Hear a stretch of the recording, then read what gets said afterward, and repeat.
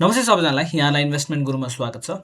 आज नेप्सेको कुरा गरौँ। नेप्से 2711 मा गएर क्लोज भएको छ, जुन चाहिँ हिजोभन्दा 12.26 पोइन्टले चाहिँ डाउन भएको छ र पर्सेन्टेज वाइज हेर्ने हो भने 0.45% ले चाहिँ डाउन भएको छ। आज इन्ट्राडेको कुरा गर्नुहुन्छ भने बजारले चाहिँ एकचोटि पनि हाईलाई ब्रेक गर्न सकेको छैन भने चाहिँ लोलाई मात्रै ब्रेक गर्दै लास्टमा गएर 2711 मा क्लोज भएको छ। धन्न यो चाहिँ एउटा राम्रो कुरा के छ भन्दा 2700 बिलो चाहिँ गएको छैन, किनभने 2700 माथिसम्म भएसम्म चाहिँ एउटा हरेक लगानीकर्ताको एउटा आश चाहिँ छ। सो यसै गर्दाखेरि चाहिँ आज 73 वटा चाहिँ स्टक बढ्यो, 188 वटा चाहिँ घट्यो र 12 वटा चाहिँ अनचेन्ज रह्यो भने आज टप गेनरमा एसओपीएल रहेको छ, एपीएचएल रहेको छ, एसपीएचएल रहेको छ, एसवाई प्यानल र डोल्टी रहेको छ भने टप लुजरमा जीआरडीबीएल, रावा, सीएफसीएल, एनआरआईसी र एनएफएस रहेको छ। टप टर्नओभरको कुरा गर्नुहुन्छ भने एकेजेसीएल, एलएसएल, एसवाई प्यानल, आरएसएमएल रहेको छ भने टप भल्युममा चाहिँ एलएसएल, एकेजेसीएल, सिटी रहेको छ। टप ट्रान्जेक्सनमा केएचपीएल, पीसीआईएल, एसवाई प्यानल, एसओएचएल, एकेजेसीएल रहेको छ। आज कारोबार हेर्ने हो भने 4.4 अर्बको कारोबार आएको छ, जुन चाहिँ लगभग यही 4-5 अर्बकै कारोबार आइरहेको छ। अहिले चाहिँ त्यस्तो खासै फ्लक्चुएसन देखिएको छैन, एउटा स्टेबल कारोबार भइसकेको छ। यो चाहिँ सामान्य जानकारी भयो। अब चाहिँ टेक्निकली बजारलाई कसरी हेर्न सकिन्छ त्यो कुरा हेरौँ है त। सो आज नेप्से हेर्ने हो भने चाहिँ एउटा रेड क्यान्डल बनेको छ, जुन चाहिँ हिजोको लोलाई ब्रेक गरिदिएको छ, जसले चाहिँ एउटा अझै बजारमा चाहिँ एउटा डाउनफल बाँकी नै छ भन्ने कुरा चाहिँ देखाउँछ। र हिजोभन्दा आज कारोबार कम्पनी बढेको छ, बढ्दाखेरि चाहिँ एउटा प्यानिक सेलिङ आएको हो कि भन्ने कुरा चाहिँ देखिएको छ।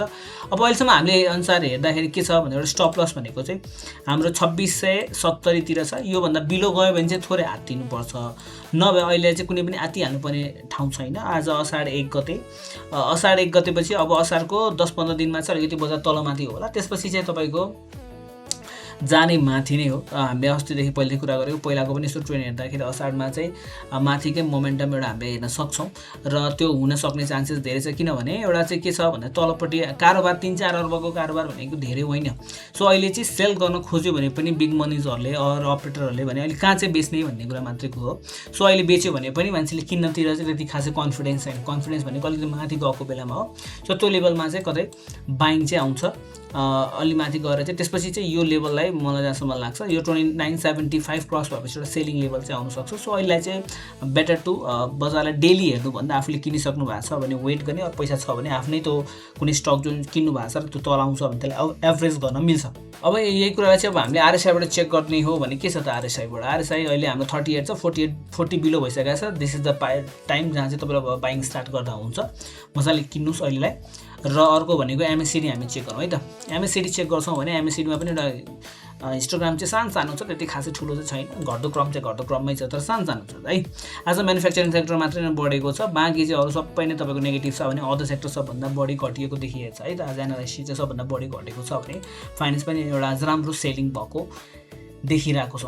सो ओभरअल सबै सेक्टरमा आज सेलिङ नै छ। सो अहिलेलाई चाहिँ अब 10-15 दिन होल्ड गर्न चाहिँ बेटर हुन्छ। अहिलेलाई चाहिँ डेली बजार हेरेर चाहिँ आफ्नो टाउको दुखायो भन्दा चाहिँ मेरो हिसाबले चाहिँ डेली बजारलाई हेर्नु चाहिँ उपयुक्त समय चाहिँ होइन। अहिलेलाई आरामले पैसा छ, आफ्नै स्टक फेरि रिबाई गर्नुहोस्, अरू चाहिँ आरामले बस्दा हुन्छ। यो अब आज एकुमुलेसन डिस्ट्रिब्युसन हेरौँ। आज एसवाई प्यानल 77 ले बाई गरेको छ सबभन्दा बढी भने एकेजेसीएल 14 ले सबभन्दा बढी सेल गरेको छ।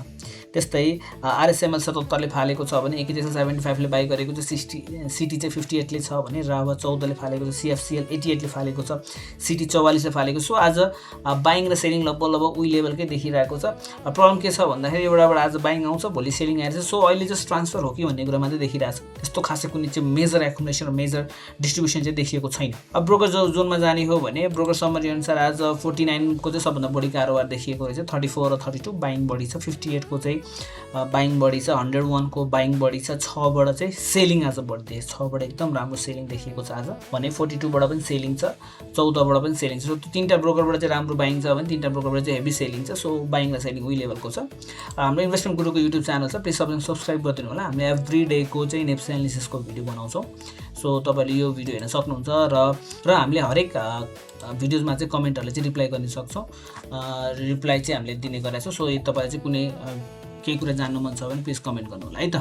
सो हामी न्युएस्टबाट हेरौँ है त के छ यो बुलको टप 10 सम्म 3 टाइम्स जति गेन हुन सक्ने माइक्रो फाइनेन्सको स्टक तपाईँले भन्नुभएको अनुसार ओबिबी अप अनि प्राइस डाउन भएको स्टक धेरै देखेँ। यसमा पनि हामीले कसरी फिल्टर गर्ने हो, प्राइस हेर्ने कि नम्बर अफ सेयर्स हेर्ने कि अर्को प्राइस र नम्बर अफ सेयर्स हेर्ने, जसको चाहिँ नम्बर अफ सेयर्स कम होस् र प्राइस पनि कम होस्, द्याट इज सबभन्दा बेस्ट है त। झन् त्यसमा पनि एकुमुलेसन डिस्प्ले हेर्नुहोस् कसरी चाहिँ एउटैबाट मेजर होल्डिङ देखिन्छ भने अझ बेटर। सर सिटी हेरिदिनुहोस् न, एउटाले फालिरहेको छ 48ले 58ले उठाएर त्यही प्रब्लम छ कि त्यसमा, एउटाले 48ले चाहिँ कन्टिन्युस फालेको छ, 58ले चाहिँ कन्टिन्युस बाइङ गरेको छ। सो यस्तो स्टकमा चाहिँ अलिकति के भन्नु प्रब्लम भयो कि त 58ले चाहिँ कन्टिन्युस बाइङ गरिराख्नु पऱ्यो, 48को चाहिँ जबसम्म सेलिङ सकिँदैन तबसम्म चाहिँ सिटीलाई भन्नै सकिँदैन, जे पनि हुनसक्छ। सो एकअर्कालाई ट्रान्सफर हो कि पनि भन्न सकिन्छ।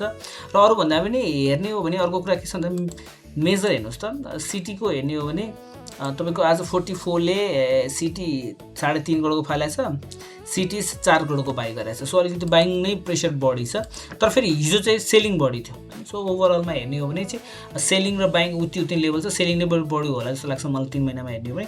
सो अहिले चाहिँ वेट एन्ड वाच चाहिँ हो सिटी चाहिँ। एसएबिबिएल के गर्ने सर, WCC 16 छ भनेर भन्दै हुन्छ। एसएबिबिएल ओहो 1600 भनेपछि तपाईँ त यहाँ किन्नु भएको थियो है। अलिक वेटै गर्नुहोस्, अब धेरै तल आइसक्यो 30 आइसकेको छ, वेट गर्दा बेटर होला यो, वेटै गर्नुहोस्, जान्छ माथि, अलिक टाइम लाग्ला जाला।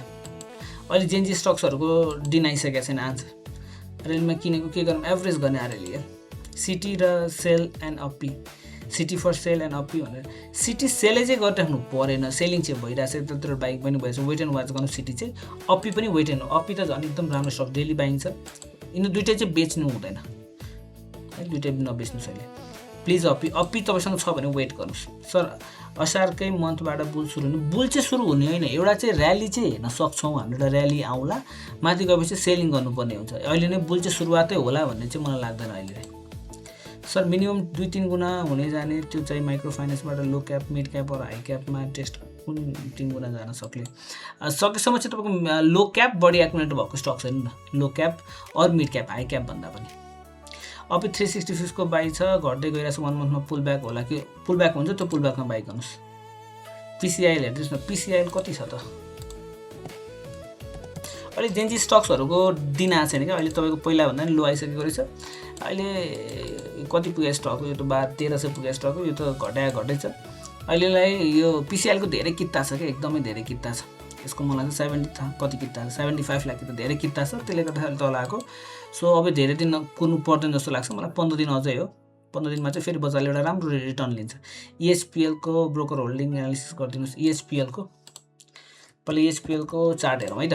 इएचपिएल तपाईँको एक लेभलको साइड वेजमा छ, यो स्टक तपाईँको भोलि एकदम राम्रै जान सक्छ यो स्टक भोलि है। तर अब एकुमुलेसन डिस्प्ले ओबिबी चेक गरौँ है त, पहिला ओबिबी चेक गरौँ, ओबिबी माथि छ कि के छ, ओबिबी पनि इएचपिएलको माथि नै छ, सो बेटर छ। अब ब्रोकर होल्डिङ हेरौँ है त, कसरी इएचपिएल बाई गरेको छ त। 1 इयरमा हेर्ने हो त्यस्तो खासै ब्रोकर होल्डिङ चाहिँ देखेको छैन, 58ले चाहिँ अलिअलि बाई गरेको रहेछ, त्यस्तो खासै ब्रोकर होल्डिङ चाहिँ छैन, तर ओबिबीले चाहिँ माथि नै भनेको छ। ठिकै छ, राम्रै छ स्टक यो, एचपिएल इज गुड स्टक, जान्छ माथि। आई होप मैले सबैजनाको एन्सर दिएँ होला। सो यदि तपाईँलाई चाहिँ केही कुराहरू जान्नु मन छ भने प्लिज डु कमेन्ट। र अहिलेलाई चाहिँ बजार डेली हेरेर टाउको दुखाउनु भन्दा आरामले बस्नु, बरु तल आउँछ भने अलिकति कुर्नुहोस्। असारको फर्स्ट विक भनेको 6-7 गतेतिर चाहिँ थोरै फेरि रिइन्ट्री गर्दा हुन्छ, रिइन्ट्री गरेर आरामले बस्नुहोस्, असारको एन्ड अर साउन्डको फर्स्ट विकसम्म रिटर्न चाहिँ पक्कै दिन्छ है त। थ्याङ्क यू सो मच तपाईँसँग, keep learning, keep growing and keep trading.